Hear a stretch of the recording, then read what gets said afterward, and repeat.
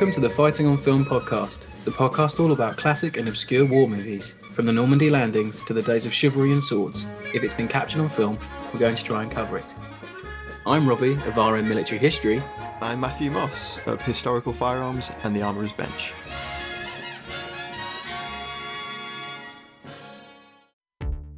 As you'll know, Fighting on Film and Warfare Media partnered up to give our listeners a huge discount on high-quality Cold War posters. But now there's more. Warfare Media also offers clothing and the chance to order OP4 DPM camouflage uniforms. Support the podcast and use the code FOF20 at checkout for 20% off your order. Don't delay, visit warfaremedia.net today. Hello, welcome back to Fighting on Film. This week we have a very special episode for you as we look back at the incredible career of the late Gene Hackman, who sadly passed away last week at the age of 95. He's a two-time Oscar winner who made over 80 films. He hardly needs any introduction. With a film career spanning 45 years, he became known for his portrayals of tough, no-nonsense characters, but could also bring his unique gravitas to comedic roles, and he relished taking a turn as the bad guy. Today, Matt and me will take a look back at some of Hackman's many roles, highlighting his excellent war movie work and some of his most notable non-war movie roles. What a real loss. I mean, I know.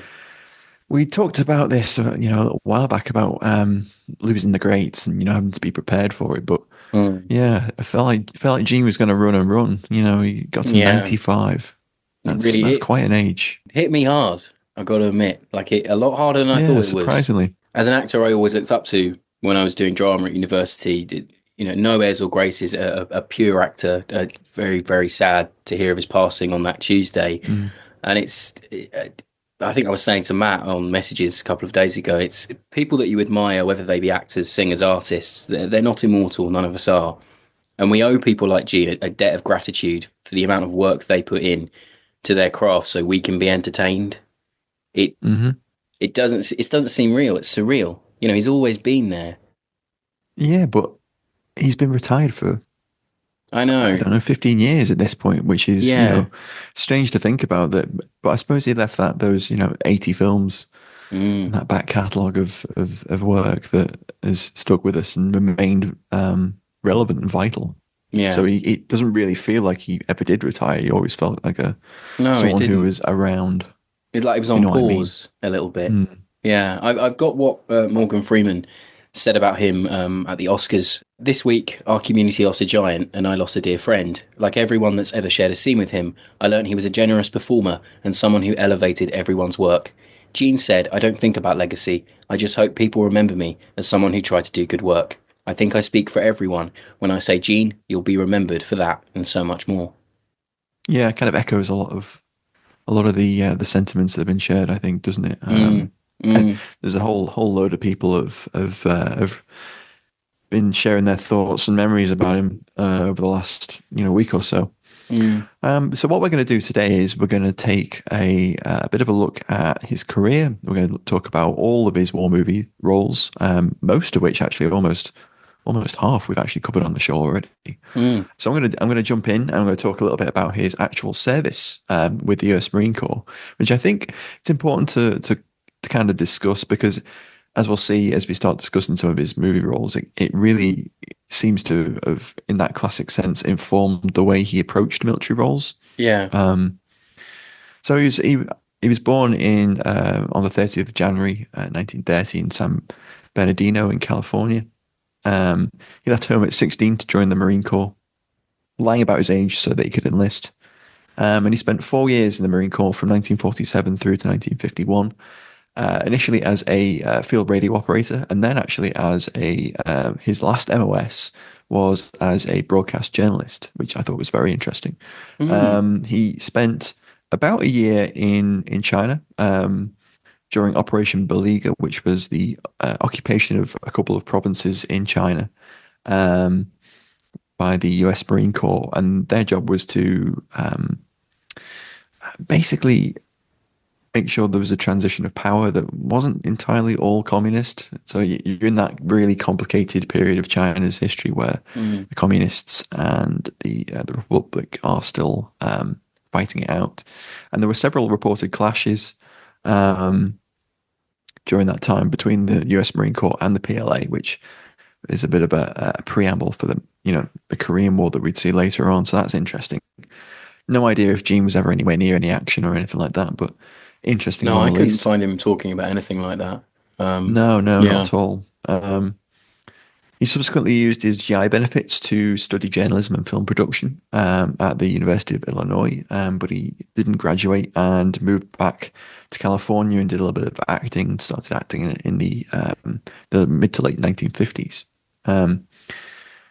What he did say in an interview in 1988, I came across, which I thought was interesting. He said, acting was something I wanted to do since I was about 10 years old and saw my first movie. I was so captured by the action guys like Jimmy Cagney. He was my favorite. Without realizing it, I could see he had tremendous timing and vitality on screen, which I thought was an interesting insight into the formative place that his desire for acting came from and remained with him for like 45, 50 years. I heard that he ended up living with Dustin Hoffman around that time, and they both made their break in the same year with Bonnie and Clyde with Hackman. Wow. Oh, wow. It was either Hackman and Hoffman together, or just Hackman. In his yearbook at school, it said least likely to succeed, which I All right. find massively ironic. Such an interesting time in I assume New York around that time. With all these various actors up and coming. So I guess we'll move into talking about some of his war movies, and we'll just go from there. As I mentioned earlier, his career in the Marine Corps was a little bit formative. His actual first war movie role came in 1967 in First to Fight, playing Sergeant Tweed opposite Chad Everett. Everett's kind of playing a John Basilone type character. The film's largely based on Basilone's wartime experience, especially his, Medal of Honor winning action. So Everett's character in the film wins a Medal of Honor, goes on a war bond tour, comes back to the Marine Corps, and has a little bit of PTSD, freezes up, and Gene's character's there to kind of talk him through it, and it has some quite weighty scenes, and he brings an obvious gravitas to the role that a lot of the other actors and characters in the film before that don't, because he only appears in sort of the last third of the movie, but Okay. he's actually one of the most rounded, livable, breathing characters in the film. A lot of that. I think we'll cover it on the show because it's an interesting movie on its own. But yeah, he kind of brings that substance to the role, and I think the experience of him being a Marine comes back through that.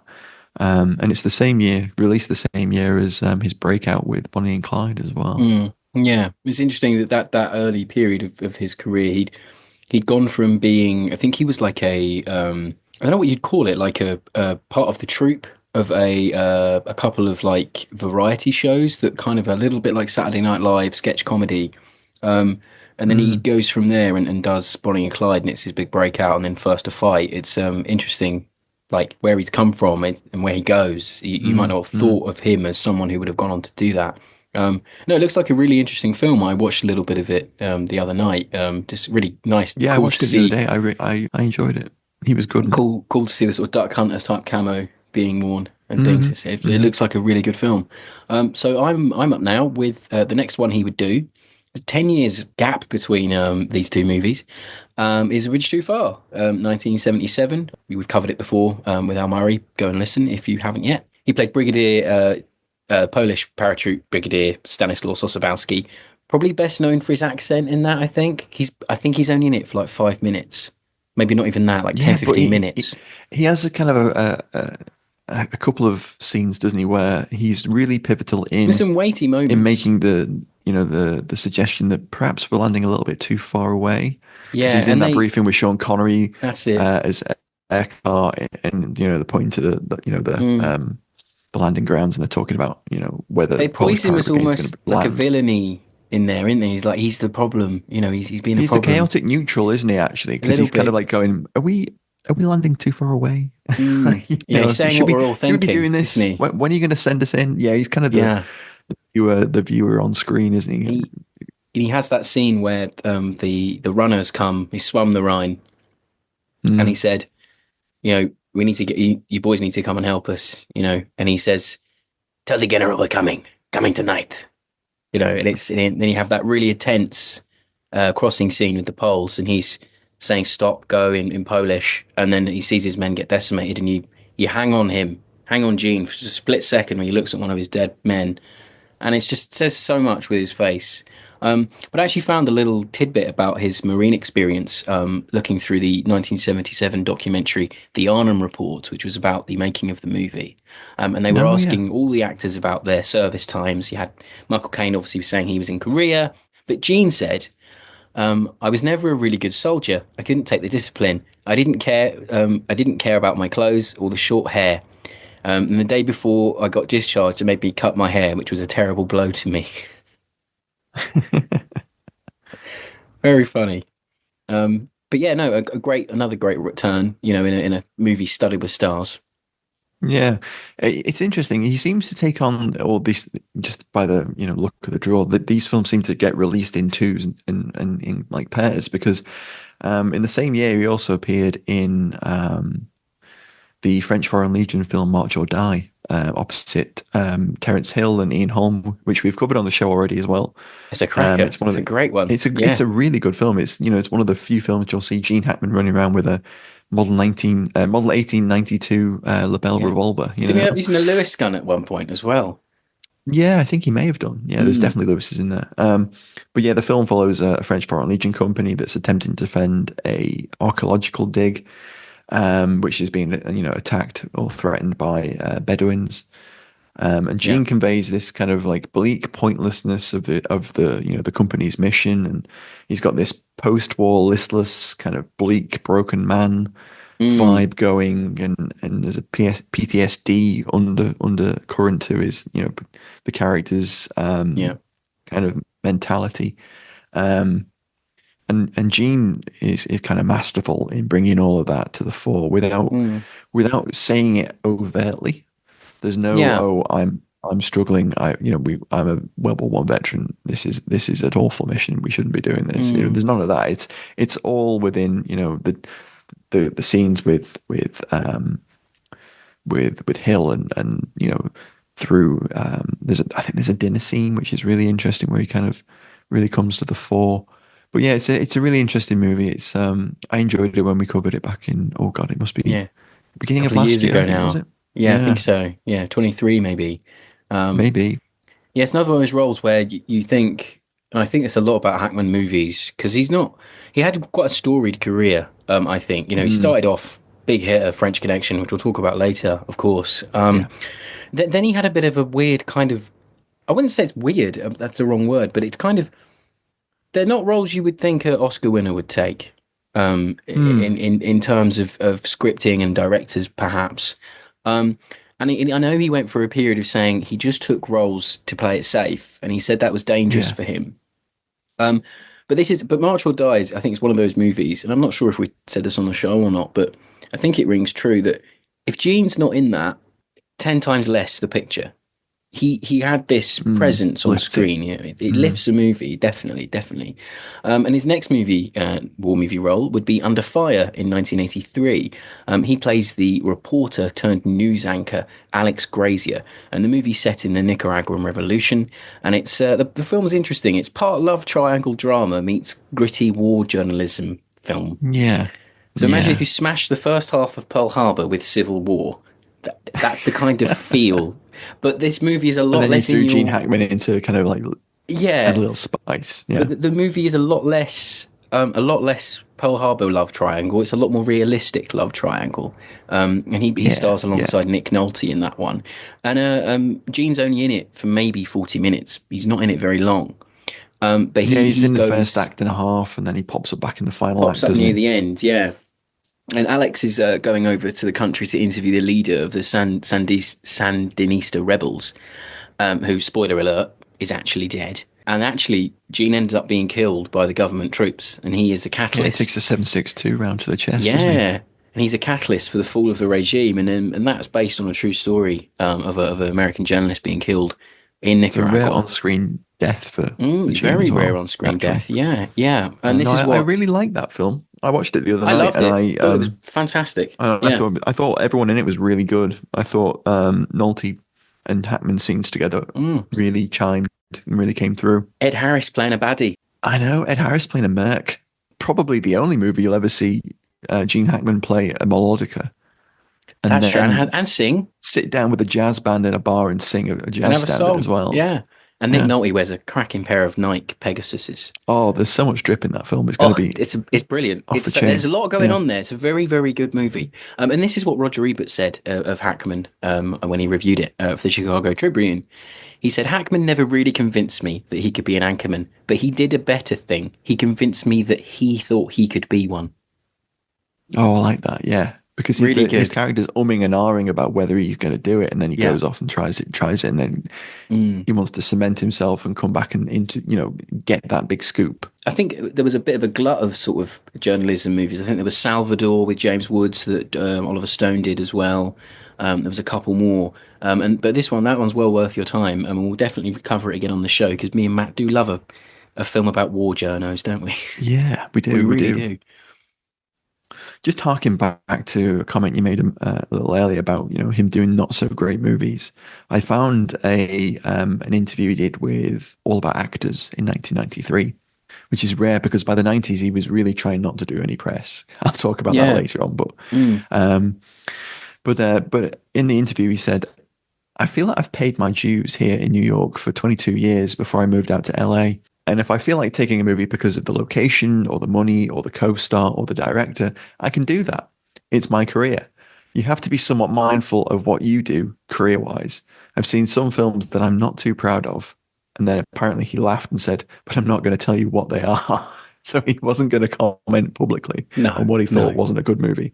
Consummate professional, of I mean, you course. could probably guess looking back through. There's a buddy cop. Oh my God. There's a buddy cop movie he did called Loose Cannons with Dan Aykroyd, and he plays the straight man. Let me read you the synopsis of Loose Cannons. So the film stars Gene Hackman as a hard-nosed cop playing the straight man, who's teamed up with a detective with a multiple personality disorder played by Dan Aykroyd to uncover a long-lost Nazi sex tape featuring Adolf Hitler, which would jeopardize the potential future of the West German Chancellor-elect. You get Dom DeLuise holding a Sterling submachine gun, so it's Yes, worth you it. do. Absolute insanity. Yeah, and they Absolute go back. insanity. They film a sequence in the exact train station where they shot the train station sequence in The French Connection. There's a little reference there. That's great. Yeah, That's nice. really, really fun. So, Matt, you're on to Uncommon Valor. Yeah, Uncommon Valor. Another one that we've covered on the show a little while back. We both really like this picture. 1983. So again, coming in pairs. These really good war movie type movies coming in twos. So directed by Ted Kotcheff. He plays a retired U.S. Marine Corps colonel who's leading a hardened band of veteran mercs to rescue his son, who's in a Vietnamese POW camp. It's kind of like Seven Samurai in Vietnam. Little bit, isn't it? Yeah. Yeah. You got Gene with an M on Garand and a shoulder holster, and he's kind of like walking around Bangkok, looking like a CIA spook from the 70s. There's loads of really great scenes in there. There's one where he like buys up a load of old weapons. And there's and he brings a bit of weight to it as well, because obviously, again, spoilers, they don't find his son. His son's been, died before he's managed to save him. And that's quite a moving sequence. And of course, it wouldn't be Gene's only Vietnam War movie, would it? No, it wouldn't, because just a few years later, in 1988, he would appear in Bat 21. Hackman plays Gene Hambleton, an EN-66C electronic warfare plane pilot who is shot down near the end of the American involvement in the war. And Danny Glover co-stars as Bartholomew Bird Dog Clark, who takes up the challenge to help get him home. It's a tense, no-nonsense war film, very taut affair, I think, this one. And Roger Ebert had this to say on the film. He said, Bat 21 is the kind of lean, no-nonsense war film that Hollywood used to make before the subject became burdened with metaphysical insights. which I thought was Mm. nice. Gene also wears a SRU pilot survival vest. Long-time listeners will know that I absolutely adore those. It looks very, very cool. Go back and listen to the episode for a potted history of that vest. And it's an interesting one for Gene because I think he's playing a little bit against type in this one, for me at least. He isn't in Mm. control. He's not in the sky anymore. He doesn't have. He has to be told where to go, what to do, how to act by people on, away from him. Yeah. Think French Connection. He's not a leader here or a gruff police lieutenant, but he's a man who is at odds with the situation he's in. And I think a lesser actor would have not sold that as well as Gene does. There's a moment where he has to kill a Viet Cong, and you can see the how it affects him straight after. I think he even tosses the gun away that he used. Um, and it's I must admit, I don't think personally it's the greatest Vietnam War film out there. Mm. However, Yeah. yet again, because of Gene and Glover and their camaraderie in the movie, it's yet again been elevated by someone of Gene's caliber. Yeah, I And I agree. know it's a firm favourite of a lot of fans of Gene on who listen to our show, and a late Vietnam War movie film as well. You don't get many of those. Yeah, yeah. It's set in 72, isn't it? So Mm, it's right at the mm, very end. Yeah, it's a very solid escape and evasion film. yeah. And I always like the parallels between that and Behind Enemy Lines, which I think you're going to talk about in a little bit. Very parallels that one. Next up, in 1993, he appeared as Brigadier General George Crook in Geronimo, an American Legend. Yes. Um, and it's a pretty good Indian Wars movie. Gene has a fairly small role in the first act, but he brings that again. He brings that gravitas needed for those scenes, and he's playing opposite Jason Patric and Robert Duvall, which is really Mm. nice. And also Wes Studi as Geronimo. He has a great scene with him. Um, I think we discussed it on a show and tell a couple of years ago. I think I mentioned it. I think it was Yeah, one you that did. I think. I brought to the table. One I think we'll definitely cover later down the line, perhaps when we do an Indian Wars month or something, because that's a whole subgenre of We its could do own. we could do like a Western films that are basically war films month. Oh, absolutely, You know, absolutely. the West at Yeah, and War this or is something. yeah, this is this era where Gene's taking actually maybe three or four Western roles. You've got Unforgiven, you've got The Quick and the Dead, all around this Mm. 1990s sort of time period. Bit of a Really interesting. revisionist time, I think, for the Western, wasn't it? Yeah, a little bit. Yeah, it was certainly Mm. definitely um, returned to popularity. And another 90s massive picture for Hackman was 1995's Crimson Tide, which I think is one of Tony Scott's masterpieces. I think Oh, it's isn't a it just? phenomenally good film. It's Yeah, got this kind of like Tom Clancy vibe. It's post-Cold War chaos leading to a yeah, potential nuclear launch. Submarine. It's confined. It's yeah, claustrophobic. The scenes between Hackman and Denzel Washington as his XO are incredible. They bring this kind of tension and chemistry to scenes which are yeah. just. It's got the It's really. four things that you need to have a smash 90s blockbuster. Tony Scott, Hmm. Jerry Bruckheimer, Hmm. Gene Hackman, pre like training day Denzel. It's I personally for me one of the premier blockbusters of the 90s. They do not make movies like Crimson Tide anymore. It No, it's great. it oozes tension, and Hmm. and the plot is quite simple. They're going to maybe or maybe not fire a nuclear weapon, and that's everything you need. But it is just such a great movie that you got the way Denzel and Hackman play off each other. You got this It's new really, really solid. raw guy. You've got It's. grizzled vet. Oh, just incredible, and it's full of like pre-fame stars. It's Viggo Mortensen's in there, Hmm. James Hmm. Gandolfini's in there. It had extra script doctoring by Tarantino, so there's some really Yeah, interesting yeah. pop culture references in there. What a flick! We have to do it on the show one day. If we Oh, do we a will. We submarine will. month or something, Hmm. Oh, I adore that movie. I watched it again the other night, and you're just sitting there on the edge of your seat still, 20, 25 years later, however long it is now. It's just one of those movies. You can just stick it on, you get a beer, get some crisps. Oh, I love that movie. I cannot praise it higher.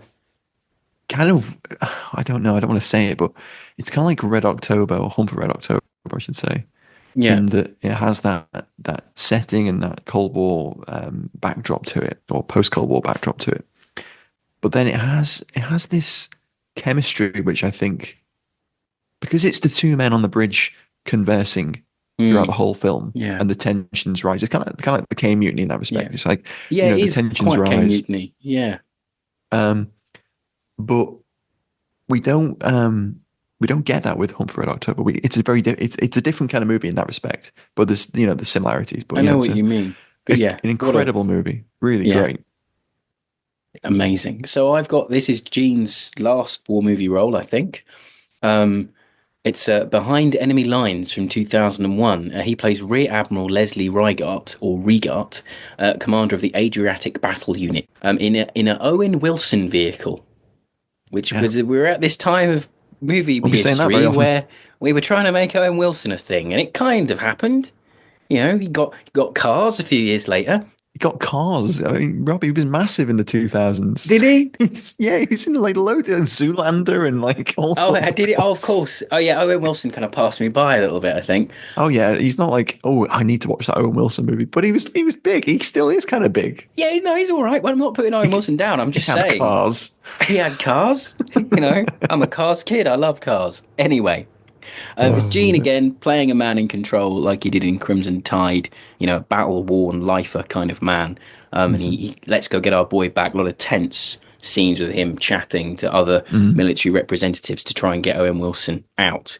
Um, and admittedly, one I haven't seen in a long, long time. And I remember not. I think it's one of the movies I watched when I was younger. I didn't click with me, but I Mm. rewatched some clips, rewatched a little bit of it for the show. And I think there's another film where Gene just adds a lot to a movie that's maybe less than stellar. I know people really love it because of the Oh yeah, he could there's have that phoned it in. He the guy in literally, that. that's the kind of Yeah, role that you could just, oh, I'm going to phone it in. It's yeah, like Aaron Eckhart in that Vietnam movie we did a while back. Was it Tunnel mm, Rats, where yeah. he's just like on an airfield on a Clearly did a phone. couple of days. You know, Exactly. And that's the kind of role that you could phone it in. But I think from what I've read about Gene is when he took a role, even if he knew it wasn't like the greatest script, he'd look at the script and pull out whatever wasn't needed. mm, He'd get rid of some of the stage directions and formulate the scenes within yeah, himself. There was a really nice video of Kevin Costner talking about acting opposite Gene in a movie. It might have been Wyatt Earp, I don't know, or something a no, little it bit wasn't. earlier. It wasn't. No, it Yeah, was something earlier. It was something in the 80s, I think, perhaps. I can't remember which film mm, it was. Anyway, he was talking about Costner really wanted to do a scene differently. He wanted to shoot it in a different part of the room, and he wanted to yeah. Get stage up it off the differently. desk. So I remember this clip. That's Yeah, right. That's right. And and Hackman stood there waiting to do the scene with him. And the way Costner tells it is Costner finally stands up to the director and he says, "No, I'm going to do it this way." And apparently Gene said to him in the car park afterwards on the way home, he was like, I was really impressed to see you do that because that's the kind of thing that I used to do and I'm going to do again because it kind of it was nice. It was like a thing that yeah. kind of re-sparked, rekindled, reminded him of the way he used to, B, yeah. work. Yeah, But I it thought it didn't was it really didn't cost to interesting. say then he got in his car and just drove off. Yeah, yeah. So, I think a dropping a lot of bit of stories. wisdom and going away. Yeah. I think a lot of stories with Gene just end with just Gene exiting, It's Gene because there was a going. Yeah. there was a director, I can't remember which one it was, but he was saying that I used to try and get him to come up to the hotel room for a drink, and he'd come up for one, and then he'd just it'd be done, Yeah. he'd leave. Mm, yeah. Didn't But he said it was always great because he was always on set fresh. yeah, of There was course. no heavy Yeah. drinking. I bet they loved him for that. So now I think we'll have a little break. We'll come back and we'll do some of our personal non-war movie Gene Hackman picks. Hello, I'm Al Murray, and you're listening to Fighting on Film, the world's #1 war film podcast. Hello there. Sorry to interrupt. I wanted to let you know that you can now join our supporting cast over on Patreon. As thanks for your support, you'll be able to help us pick films, submit questions for guests, have first pick on brand new and exclusive merch, and much more. Thank you for your support. Now back to the show. This is rare. We don't get to talk about non-war films. It's kind of hard to nail them down, isn't it, really? This is new territory for us. Yeah, so the one that stood out for me was Mississippi Burning, which it's an incredible performance. That bar scene is so good. I mean, the tension in that scene, the way it builds, the way it ramps, and you're like, is Gene going to get jumped here by these hillbillies? And he commands that scene. That whole film is so good. The butting of heads with Defoe, and then the grudging respect that comes throughout the film, that kind of grows throughout the film between the two of them. Incredible. Oscar nominated for it, obviously. He deserved the Oscar for that. That's just my opinion. Lost out to Al Pacino, Scent of a Woman. I know, Scent of a Woman. I kind of think Gene kind of deserved it more, but again, Scent of a Woman, decent film. Okay, well, if Pacino had lost out to Hackman there, he probably would have picked it up for Glengarry Glen Ross, which I think is the superior performance anyway. So I still would have been happy. Yeah, exactly. Yeah. It's a Gary Oldman moment, isn't it? Possibly. Yeah. Yes, incredible performance. I love that film. I think it's so powerful. It's you just every time I sit and watch it, you feel the humidity. If you know what I mean. Yeah. You feel that oppressive humidity of the Deep South, the racism, just the burning hatred within it all. Yeah. Exactly. The burning hatred within the locals and the local police that have murdered those two teens. The civil rights activists, and I like how it intercuts people talking to a news camera, and you get their thoughts, the townsfolk. I really like that. It's very fresh in that regard.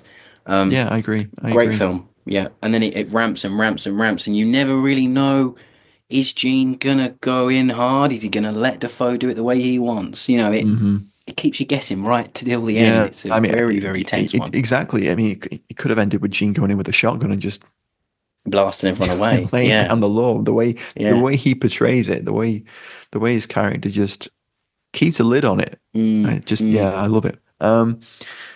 Another favorite is pretty different from Mississippi Burning. It's The Royal Tenenbaums, which is his appearance in a Wes Anderson movie, and he's the titular character. Obviously, he is Royal Tenenbaum in that movie, but he's the fallen patriarch of a family, and it's kind of a film about nothing, really. It's just a film about people.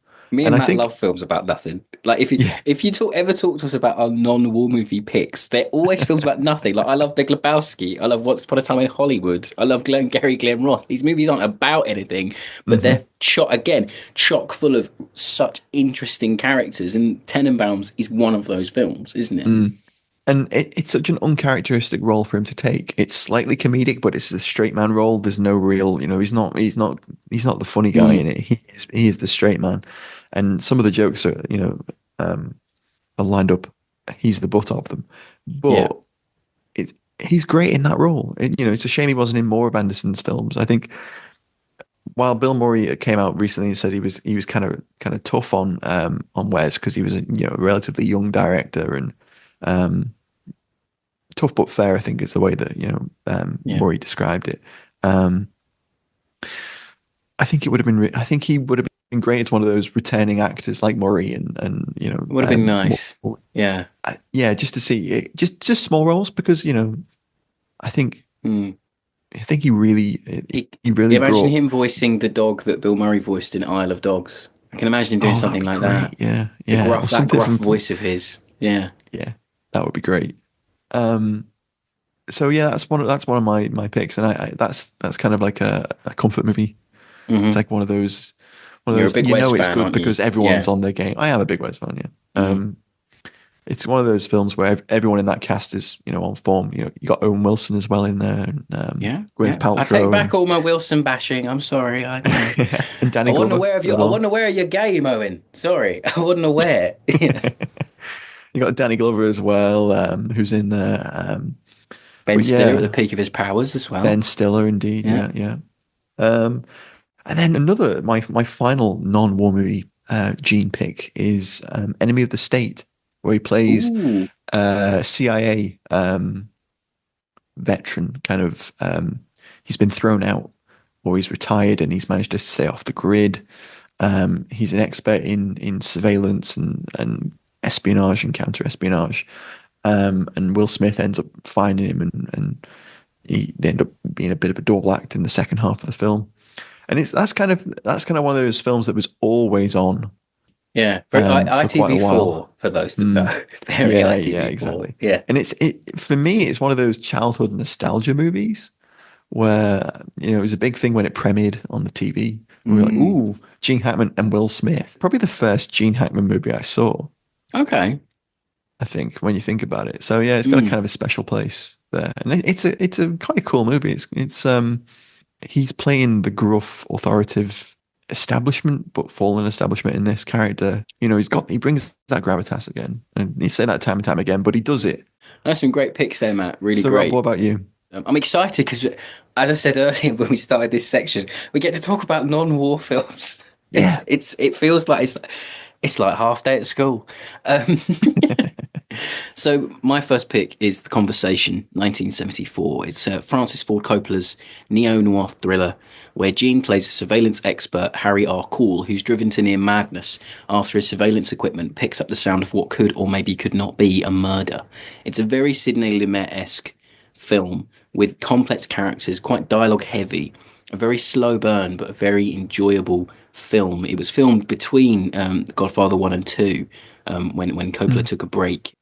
And there's a scene near the end where Harry Cool receives a call from Harrison Ford to play him a recording of a saxophone he was recently playing in his apartment. And he looks for the bug and he destroys his apartment while looking for it.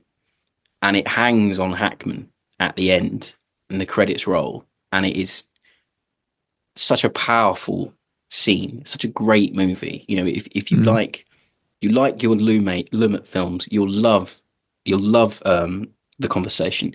And Hackman said he based his role on one of his uncles as a fellow Marine who he'd known well, and a fellow Marine, that he knew well. And he characterized that Marine as someone who could probably become a serial killer. Cool in it. It's very, composed, very driven man, very softly spoken. It's very, very, I love that movie to death. It's one of the great 70s movies. In fact, all of my movies I've picked are 70s picks, actually. So up next, we have Scarecrow from 1973, where Gene plays an ex-convict drifter alongside a fresh-faced Al Pacino in what could be thought of, to me at least, as a much bleaker American version of Withnail and I, because they're both playing these drifter types. Yeah. Yeah. I can see that. Pacino wrote in his book, he described it as a little bit Waiting for Godot and a little bit Mice and Men. And Pacino originally said he didn't really like the movie. However, in his book, he said, I saw it recently and I was surprised at how powerful it is, how strongly he felt its impact. Hackman plays Max Millen, a tough, no-nonsense man who's had his fair share of setbacks in life. Pacino plays Francis Lyon Del Bucci. And they're incredibly well cast together. Gene playing a no-nonsense man with a goal to get to Pittsburgh and open a car wash. And Pacino playing this sort of oddball ex-Navy drifter who just wants to see his child that he never met. And it's how the journey, it's a buddy road movie, and it's how this journey bonds them together. They're such unlikely friends. Pacino and Hackman, they donned costumes and posed as beggars in San Francisco. Pacino was an advocate of method acting, and he found his techniques conflicted with those of Hackman, who said he'd just be silent before shooting. While Pacino paced up and down to get psyched up. And Hackman enjoyed the movie. He said it was possibly one of his favourite roles. But Pacino said it wasn't the easiest working with Hackman, who I actually love as an actor. So there was a lot of respect for them. And I think, paraphrasing Pacino's book, he felt that it was a great movie, but it didn't do very well at the box office, and it was kind of a little bit forgotten about. I don't think it received a DVD release until the early thousands. So it's had a bit of a reappraisal since. And for me, at least, it's a movie that has heart. It has some great performances from Hackman and Pacino, and they have amazing chemistry. Hackman's coming off a French Connection. Pacino's coming off The Godfather. They're really at the start of what they would become in this. Gene's this ball of coiled energy, and you feel like he could go off at any point. And Pacino is this tortured soul who doesn't really fit anywhere. He's a bit of a kook. if you're a fan of either men, I implore you to find it and seek it out. It's such a great movie. It's so funny as well. It's really lovely, such a lovely little flick. Really enjoyed that. And then lastly, and no means least, I don't think you can talk about Gene Hackman without mentioning the French Connection from Hmm. 1971. He plays Jimmy Popeye Doyle in the crime noir classic, the film from which Gene would win his first Oscar, beating Peter Finch from Sunday Bloody Sunday, Walter Matthau in Koch, George C. Scott in The Hospital, and Topau in Fiddler on the Roof. It was directed by William Friedkin, who would later direct To Live and Die in LA and the recent Kane Mutiny remake before his untimely passing. And it's possibly the role I think most people think of when they think of Gene Hackman, another a tough, rule-breaking, no-nonsense cop who's quite unlikable, but wearing that iconic Mm. pork pie hat. There's that scene where he walks in the bar and he goes, "Popeye's here, get your head off the bar and get on the wall." And apparently, the real cop Eddie Egan said that, and apparently Eddie Egan did that for Gene. He went into the bar and showed Gene how to do it. Nice. And Hackman, interesting enough for that movie, was the 10th choice to play Doyle, Wow. beating out names like Steve McQueen, Charles Bronson, and Paul Newman, to name but a few. Mm. I think Rod Taylor as well. And the studio is very Okay. anti-Hackman, but Friedkin really pushed to get Gene because I think the studio were just being hard on Mm. Friedkin. And this is Gene on Great movie. playing Doyle. Yeah, fantastic movie. So Gene said, "I don't think I'd ever been pushed that much by a director. We were doing a scene with a drug pusher, and Billy Friedkin really wanted me to push him around. I couldn't do it. I'd never done that kind of action. I was looking at 3 to 4 months of this kind of beating up people, and to his credit, he decided to not let me go. I will be eternally grateful he didn't let me go. It was the start of my career. The character was a bigot, a racist. I protested. There was a part of me that said, 'Who is this guy? Or do we like him or not?' My career started there because I was second banana before then. It was a great role for me and a great boost." No, it's great. His performance in that film is incredible. Yeah. There's so much depth to him, and even he makes the unlikable character both at the same time unlikable, but you kind of like him. He's the anti hero type, isn't He he? is. He is an anti-hero, and we were talking about it just before we recorded. But I think that car chase Oh, sequence, the train chase, is just one of the best ever put on cinema. I yeah. think it's got that gritty realism, which a lot of the car chases in movies today were so far away from it. And Mm. Gene's not driving in that; it's a stunt driver, but his reaction Oh, no, shots in he's it are Gene great. drove. Gene drove in those Did he sequences. really? Oh, Yeah. I read he hadn't. Oh, okay, it might have Yeah. been something else. You see the bit where a Um, car comes out and smashes into the car. hmm, So the way it went, they blocked off the road and there was cars along the side of the road underneath yeah. the train tracks, and those cars were owned by people who lived in the apartments over the way, and they couldn't get clearance for that because people would just be coming and going all day. So the Hmm. way the story goes is one of those cars comes out and it actually did sideswipe Hackman, and that's the bit that appears in the movie. Ah, that's great. I didn't know that. Mm, Um, but that whole sequence, his reactions that elevates it even more in my opinion, because if he was doing the driving and he was also, you know, well, the way Gene conveying, talked about it, as if he was driving. yeah, So conveying that the urgency and the desperation. mm, Um, I really like the climax of that sequence where he shoots the Frenchman yeah, on the steps, and he just collapses next to him yeah, exhausted. Yeah, because he's it's exhausted from great. the tension of the Yeah. chase and the situation is Mm. and being T-boned in reality. Um, but yeah, what a great movie! What a great movie! It's just one of the greats, isn't it? So I got a little bit more on Hackman as Doyle, written by Jeffrey McNabb, who wrote for the Independent's Inside Film just a few days ago, and he said this of Hackman's portrayal: "The cop behaves atrociously throughout the film, beating up suspects, arguing with superiors, getting drunk, lusting after female cyclists, stealing cars, and putting his colleague's life at risk. Nevertheless, Hackman gives him a soulful quality and just a hint of vulnerability. It's a warts and all performance that seems initially richer than those of sleeker, more conventional leading men.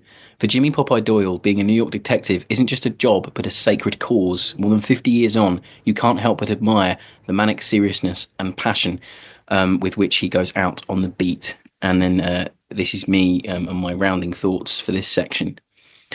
French Connection is one of the crime films of the 1970s in an era that oozes great crime thrillers. Think of Bullet, Dog Day Afternoon, Serpico. Hackman, for me, gives one of the defining performances of not only his own back catalogue, but one that sits high within the entire genre. Actors of his ilk seldom appear on our screens, and he is one that I fear we may never see again. An actor that did just that, no matter how big or how small the role, didn't seek the limelight or the fame, purely acted, and was a damn fine one at that. He's quintessential, I think. I think he is the quintessential character actor turned leading man turned supported actor. You know, he was an everyman, and he could do straight roles, he could do comic roles. An actor with a really broad capability. For me, just my final thoughts on this is that, you know, he was an actor of real tangible screen presence, unassuming, not an obvious leading man in the kind of like Hollywood looks classic sense of the you know the role.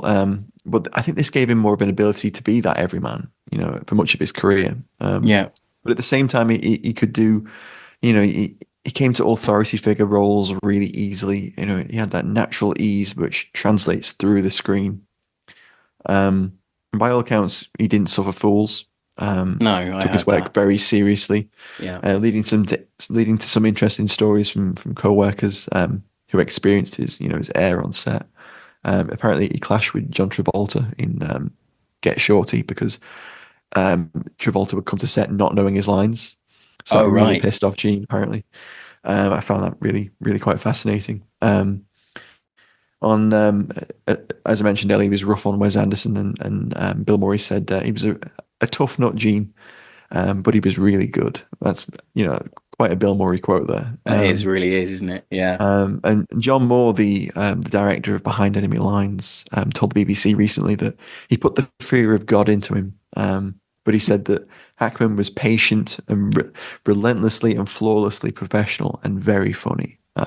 Which I can see. I can see he would be a funny guy. You know, he'd be the kind of guy that you'd love to like sit down, have a beer with, chat about. Well, you watch his interviews. There's this charm. Exactly. The 1993 All About Actors interview I read.